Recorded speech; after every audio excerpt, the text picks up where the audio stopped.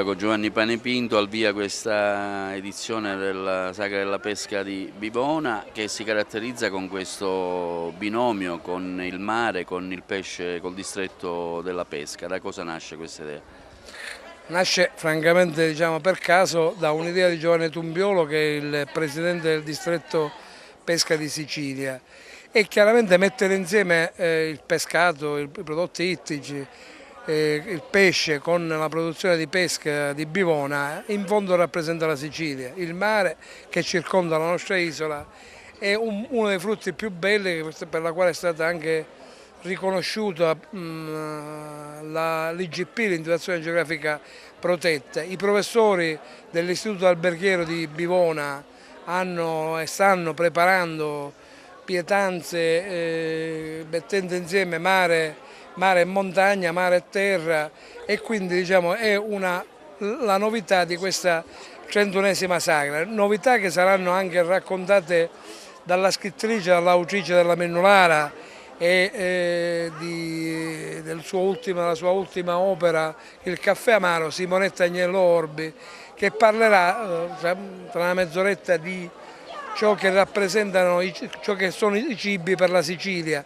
Una Sicilia che comunque resta una terra di Mediterraneo, una terra di confine tra l'Europa e il Nord Africa, o se vogliamo tra tutto ciò che è stato da sempre il Mar Nostrum. Ecco che ritorna di nuovo il pesce come elemento.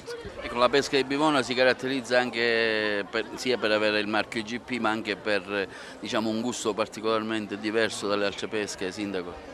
Quel gusto e quella particolarità, peculiarità delle 4 varietà, perché così come recita la Gazzetta Ufficiale dell'Unione Europea, è stata riconosciuta l'IGP per il suo profumo, per la particolarità della polpa, perché ha polpa dura, istriata e profumata, e ovviamente gustosissima. Noi abbiamo 4 varietà che da luglio fino alla fine di settembre vanno a deliziare i consumatori di tutta Italia. Un connubio che per la prima volta unisce la montagna col mare, il pesce con la pesca. Da cosa nasce, Presidente, questa idea di questo sposalizio fra la pesca e il pesce?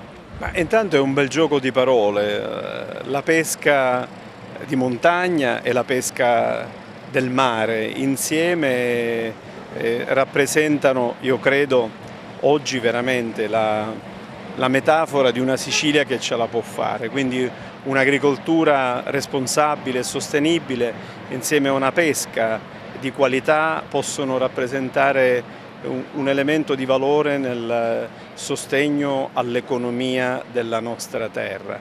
Io penso che bisognerà ripartire dai fondamentali, quindi il sistema agricolo e il sistema marittimo sono una fonte, insieme al turismo ovviamente, che è una delle logiche conseguenze di questi 2 filoni fondamentali del settore primario, rappresenteranno sicuramente un punto di forza di una Sicilia che deve rinascere, che deve ripartire da queste cose antiche e al moderno al tempo stesso. È del tutto ovvio che la grande scommessa della Sicilia, dell'agricoltura e del sistema pesca siciliano sarà quello di attrarre i giovani, di attrarre le nuove generazioni verso questi nuovi settori produttivi. Questa capacità dipenderà da noi, dalla capacità di utilizzare bene, in modo intelligente e razionale, i fondi comunitari. Abbiamo davanti una programmazione per l'agricoltura e per la pesca con tante risorse che, se sapremo usare, intanto sapremo spendere intelligentemente e a ragione, è probabile che la Sicilia ce la possa fare.